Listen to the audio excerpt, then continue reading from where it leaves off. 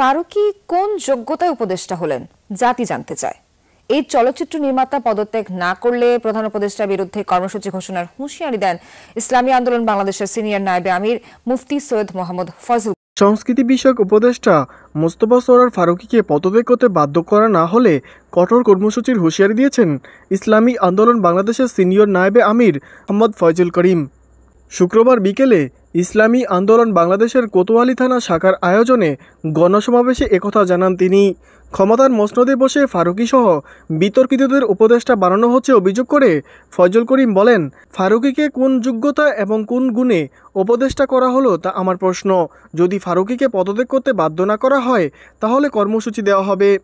ইসলামী আন্দোলন বাংলাদেশে 5ই আগস্ট গণবিপ্লবের অংশীদারে দাবি করে তিনি বলেন, বৈষম্য দূর করার জন্য আন্দোলন করেছিলাম। 1971 থেকে 2024 সাল পর্যন্ত যারা ক্ষমতায় ছিল তারা কেউই বৈষম্য দূর করতে পারেনি।